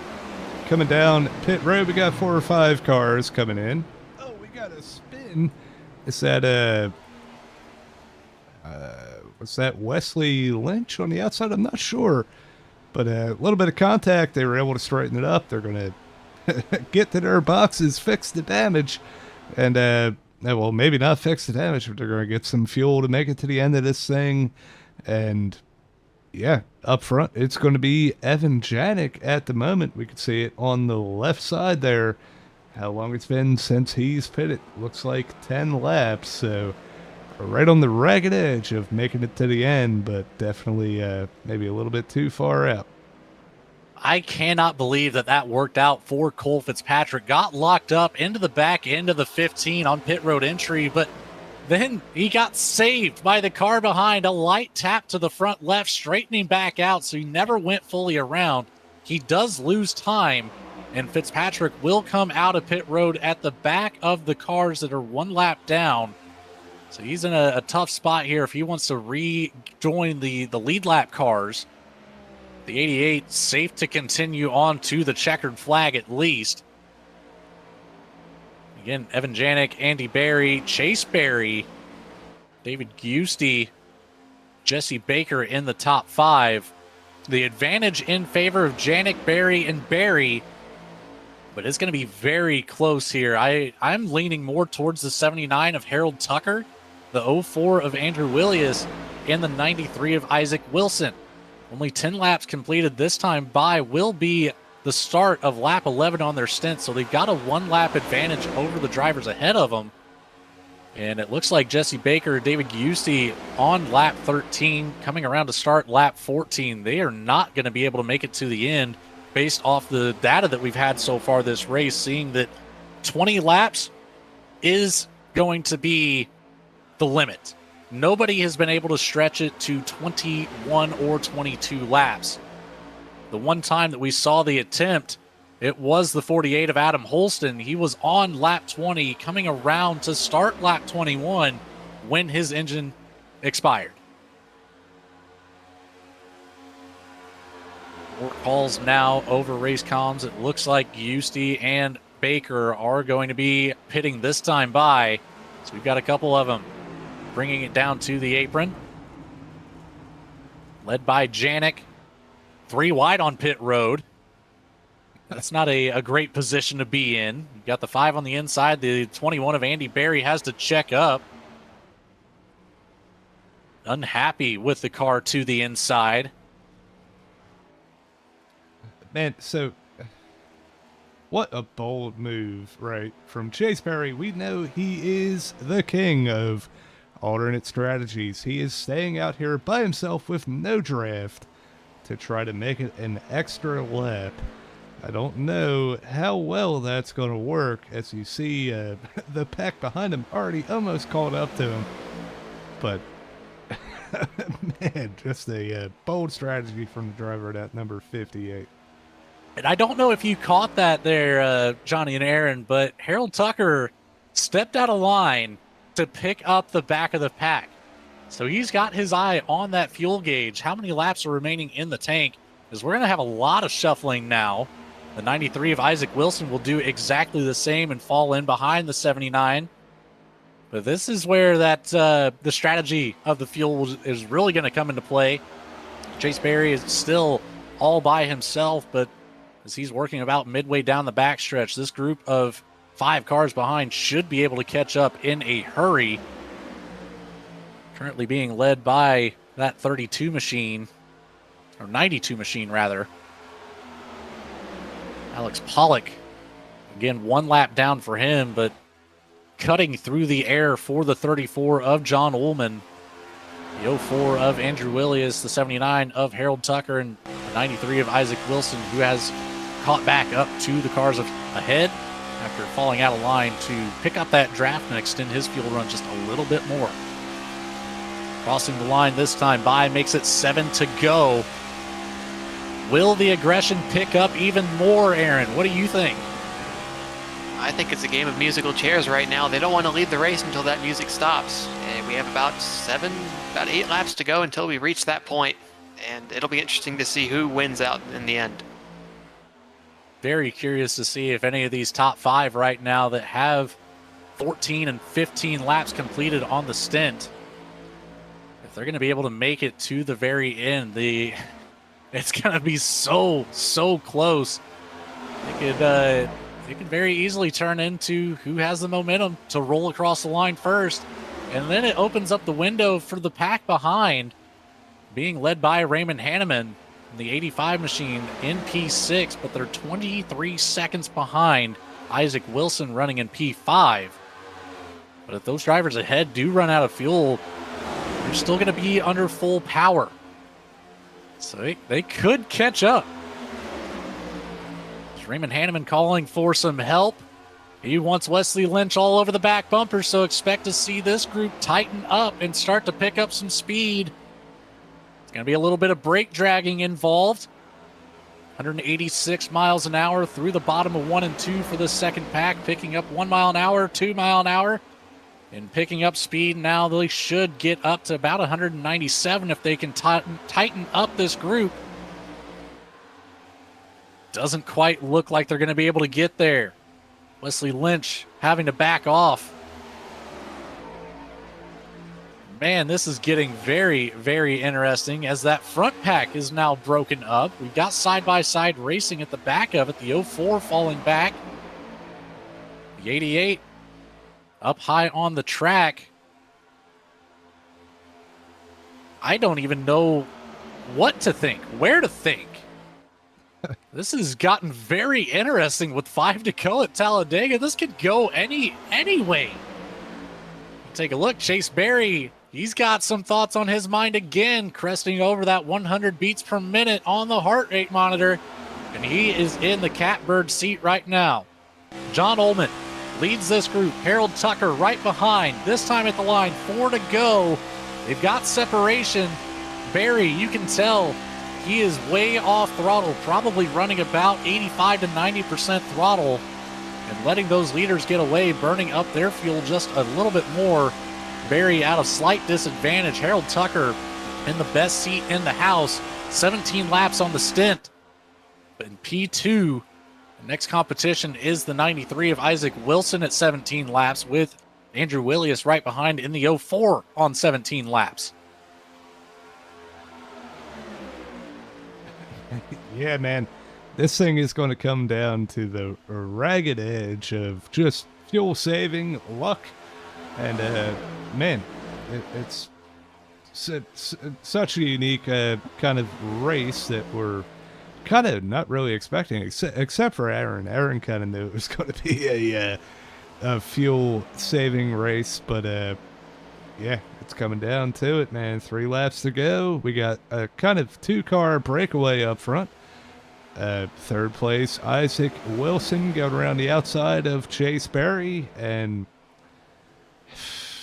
man, who can make it to the end? You know, that's the question. Well, it's not going to be the 34 of John Ullman calling out, pitting this time by. He's going to unfortunately fall way behind here as the 79 is going to let off the throttle, falls back to the 93 of Isaac Wilson. Letting the 34 get ahead. So he'll bring it down to the apron, start slowing down for that pit road entrance. And there goes to the outside, the 88 of Fitzpatrick. Of course, not quite in the running for the race win. Scored 1 lap down. It's all the action right behind him. Willius to the outside. He gets around the 79. The 93 of Isaac Wilson is going to follow, but gets stuck side by side with Harold Tucker. 2 to go at Talladega. The Wreck the Halls 250 coming to a close, and it is interesting to say the least. The 93 of Wilson gets to the lead. 19 laps completed on his stint. Will he be able to take it one more time around? Coming through turns 3 and 4, he's going to get as close as he can to the back bumper of Fitzpatrick to try to extend it all the way. The 04 of Willius is going to start gaining up some ground. Will he make a move to the outside, or will he stay tucked in behind? It looks like he's going to slow it up just enough to stay behind the 93. White flag in the air. 1 to go. The Whiplash Sim Cams. Final lap here at Talladega. Man, it is so interesting to say the least.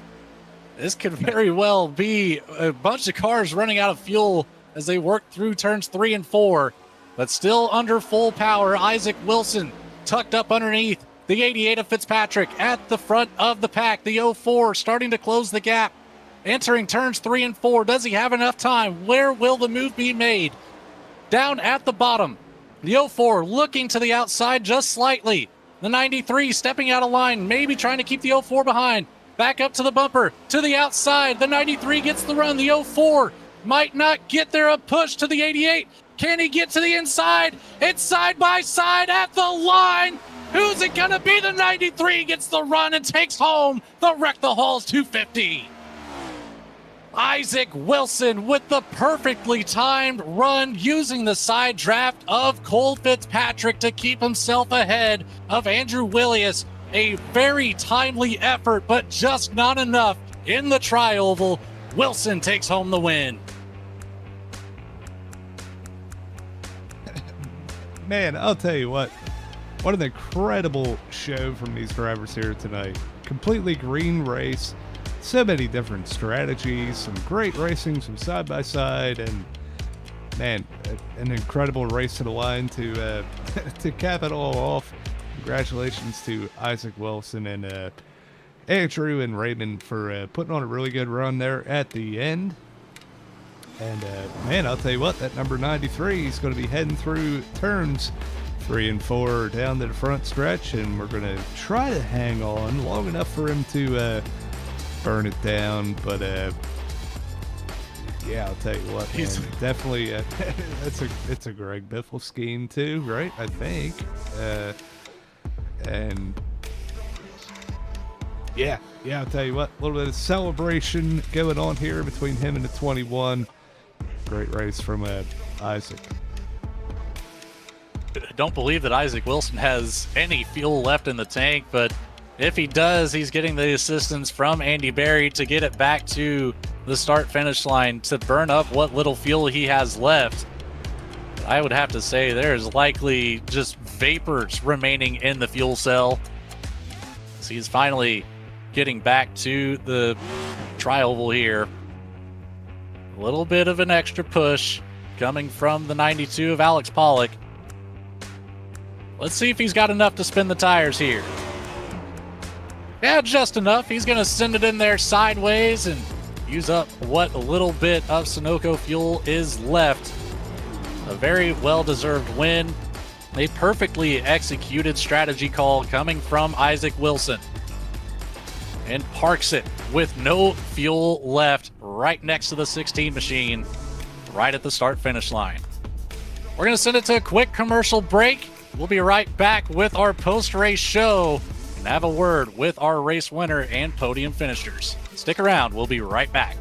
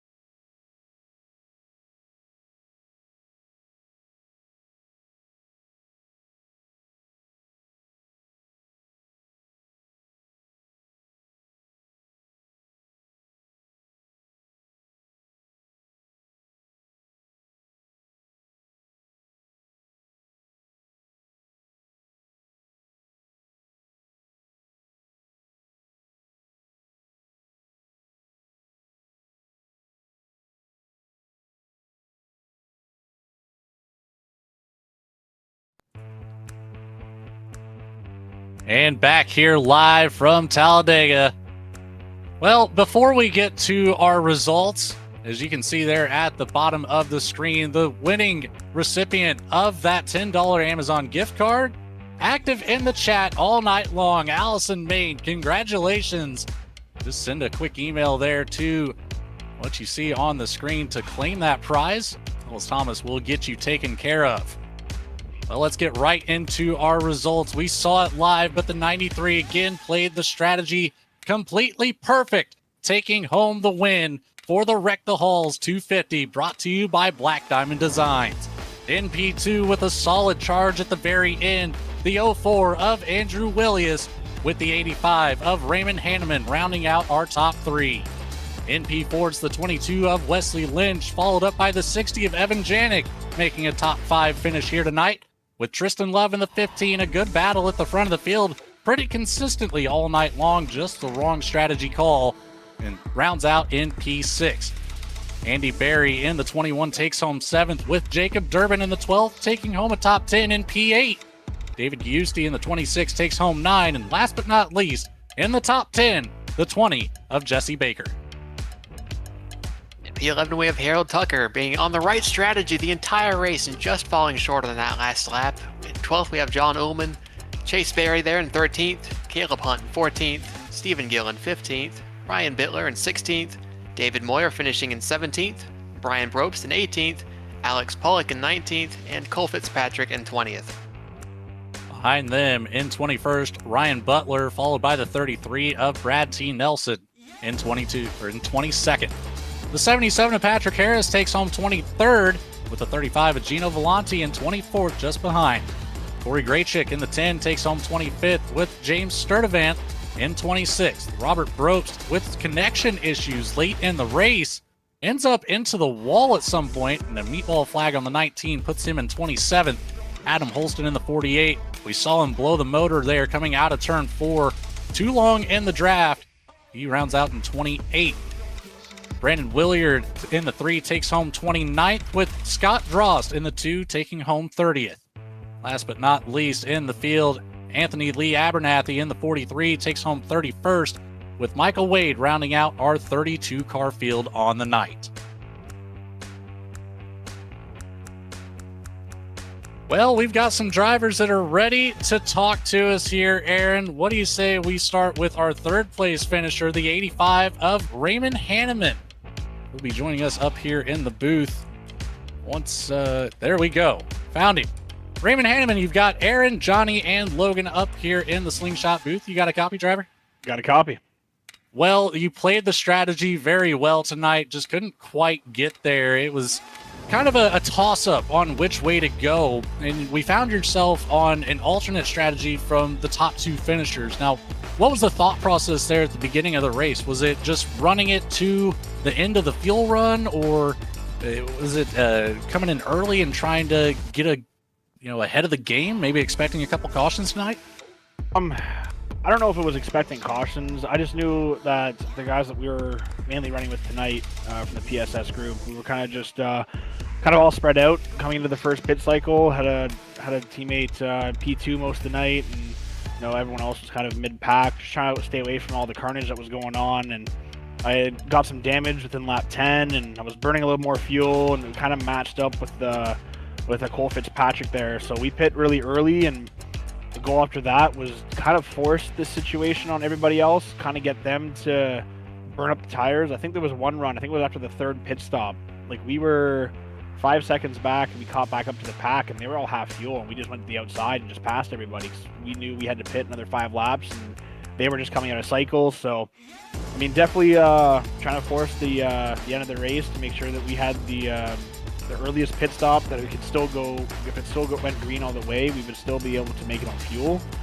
We pit on lap 88, I think, is when we made that final stop, and we were praying for no caution, but we're also praying that everyone was going to push a little harder. I think we were 28 seconds back from the leaders, and we finished up 13 seconds back. So we tried to make the push. They just did a little bit better job saving the fuel at the end there, and it worked out well for them.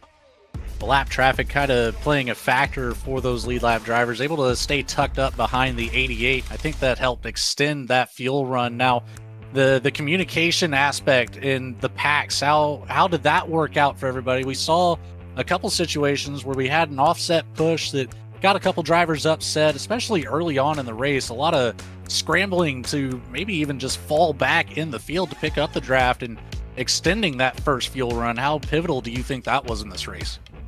I feel like there could have been a little more communication between the drivers. I know there's a lot of stories on the radio tonight, and people, I think for the first 2 stints, everyone was just kind of trying to figure out how everyone else drove and making sure that they're not going to be the first one to throw the yellow, right? Because I mean, having an EOL on a size this big and being kind of off away from where all your drafting partners and whatnot, kind of gets a little hectic and midway through the run there. So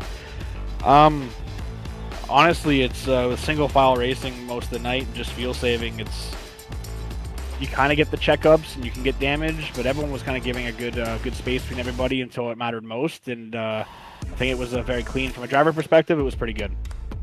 It was very clean from a broadcaster's perspective as well. It's few and far between that you see a race at a super speedway go green to checkered like it did tonight. A lot of respect being displayed on the racing surface of Talladega tonight. Raymond Hanneman, congratulations on P3. Who would you like to shout out or say thanks to for your success here in the Wreck the Halls 250? I got to thank you guys for broadcasting it. Without you guys, none of the fans that came out and watched tonight, they wouldn't be able to see the amazing racing we put on. And, you know, Merry Christmas to everybody. Happy holidays. I got to thank Alex. I got to thank the guys over at PSS for letting me race with them. Corey, Jacob, Wesley. I know he wasn't in the chat, but he was helping us out at the end there. Cole Fitzpatrick. Anthony was in there. He got wrecked out, though. He had some mechanical issues that went on. So all the competitors out there for keeping it clean and, you know, showing some different strategies. It'd be nice to go back and watch. Got to thank the girlfriend for watching, supporting every single time I come on race this, and you know, all the family and all the supporters, Eternal Racing, Triple Stint, Die Stats, everyone that's helping us out behind the scenes. So it's amazing. Couldn't have said it better myself. Congratulations again on P3. Fantastic race for you, Raymond. We'll catch up with you next time. Awesome. Thanks. And that'll move us right along to our P2 finisher. Aaron Smith, I believe you've caught up with Andrew Williams. Hey, Andrew, this is Aaron in the booth. You got a copy? Yeah, I do. How y'all doing? Yeah, we're doing fantastic tonight. And I'll tell you what, I may be a bit biased, but I wanted to see you bring that yellow car to the victory lane tonight. But you did everything right from the very beginning with your fuel strategy and just came up short in those last 500 feet. Did you foresee the race playing out this way?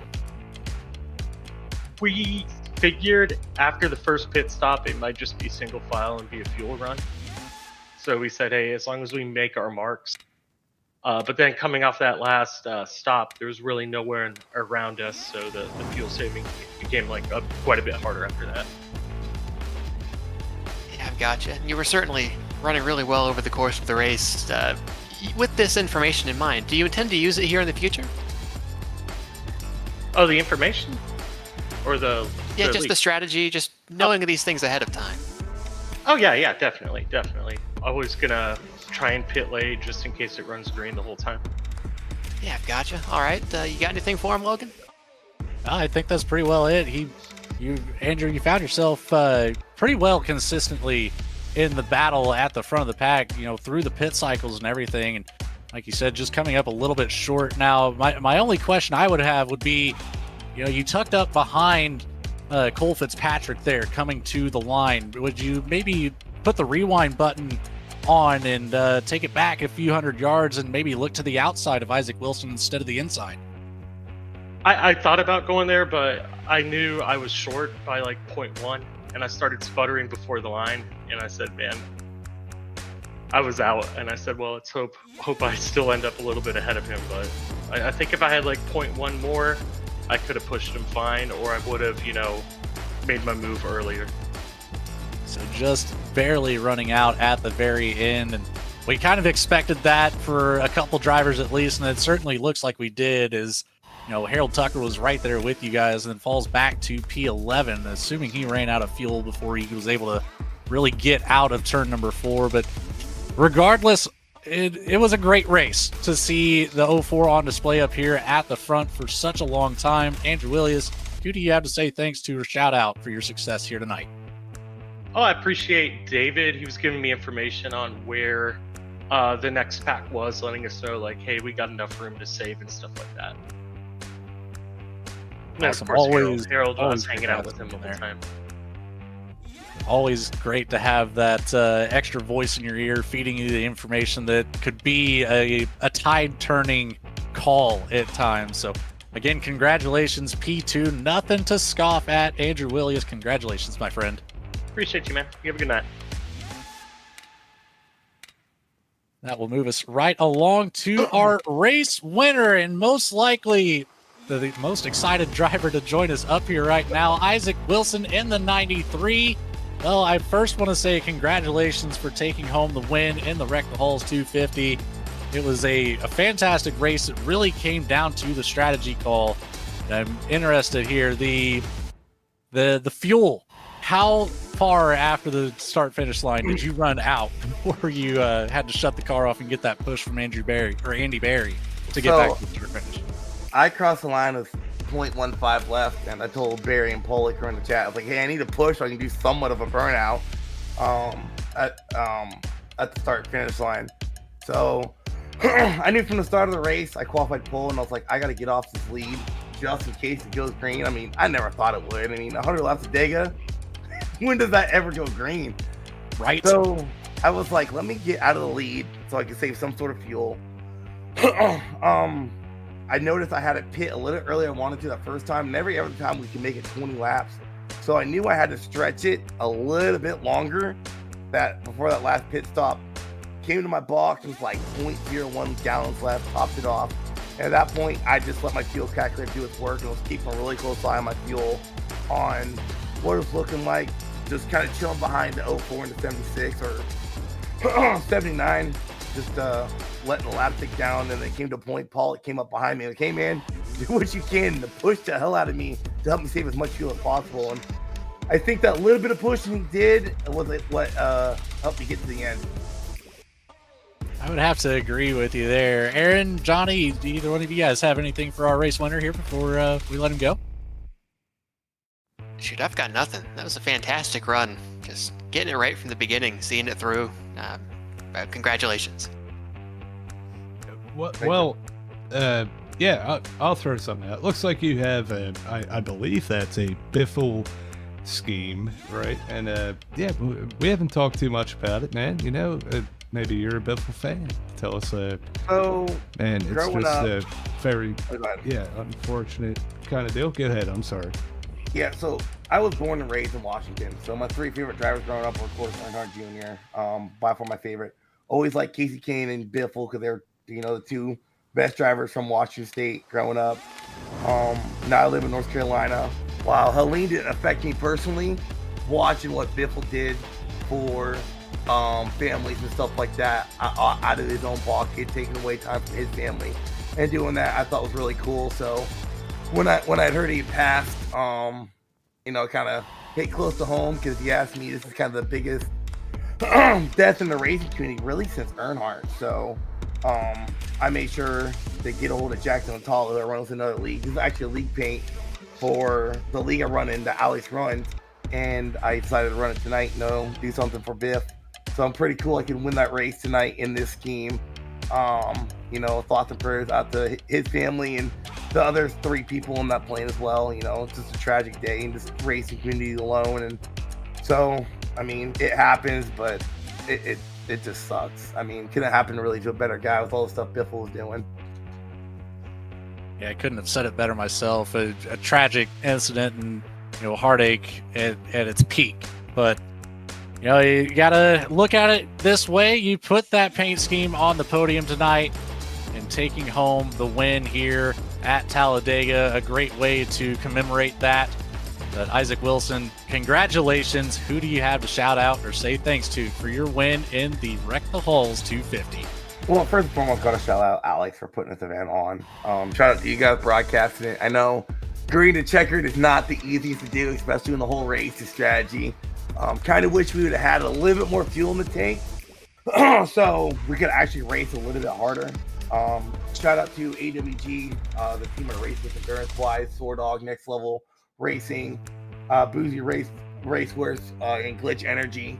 They're on our AWG team, and that's about it. I mean, I was shouting at my wife because she's out drinking tonight. She's out having fun, so that's kind of why I did this tonight. I was like, well, she's having fun.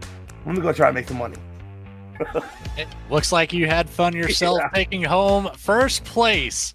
Congratulations once again. We'll catch up with you next time, Isaac. Thank you guys. Have a good happy holidays. Happy holidays to you as well. Well, Johnny, I think as we were taking that commercial break, you had mentioned something about the future schedule here. Would you like to break that down for the folks at home? I see we've got a request for when we can watch the next race. Yeah, absolutely. It looks like for the NSRLA schedule that Slingshot covers on Thursday nights. Obviously, Christmas, we will be off. And, oh my, excuse me. But the week after New Year's Day, we will be at Charlotte Motor Speedway. You'll see Ellis, Chris, and Cam in the booth for that. It's been an incredible series in the Xfinity, now O'Reilly cars. And yeah, a little over halfway through the season, everything is really heating up over there. And yeah, a lot of the drivers you've seen here tonight putting on a show, you'll see right there doing the same thing.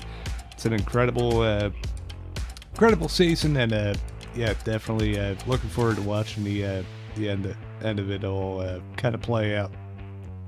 Yeah, it looks like it's coming to the playoffs there very shortly, starting it out at Miami, Richmond, Talladega for the round of 12, then down to the round of 6, Nashville, Echo Park, and Phoenix. So keep an eye on that Thursday nights. It's been a very interesting way to go about a race at Talladega. We mentioned it, the drivers mentioned it. The green to checkered aspect just doesn't quite happen here at these super speedways. Aaron, do you have any final thoughts here tonight? Well, it came down to the field. Right at the top of the show, we mentioned it, and it played out that way through the whole race. So I'm glad that we were able to hit it on the head, and I'm looking forward to seeing what comes next. Absolutely. Well, that will conclude the coverage of the Wreck the Halls 250 presented to you by Black Diamond Designs. It's been a blast to be here, but it's time to sign off. From everybody behind the scenes at Slingshot Racing Media and the connecting leagues here tonight, NSRLA, Alex Pollock, a big shout out to him for putting all of this together and allowing us to be a part of it. We thank you all for tuning in tonight. We hope you enjoyed the show. Make sure you hit that like and subscribe button so you never miss another race over here. There's plenty going on the Slingshot channel. A big thank you to Aaron Smith and Johnny Rapp running up here in the booth with me with Whiplash Sim Cams, being the view of the show. All those beautiful camera angles, couldn't do it without them. My name's Logan Threlkeld signing off. Have a great holiday season, everybody. Be safe, be careful, and we'll see you on the next race.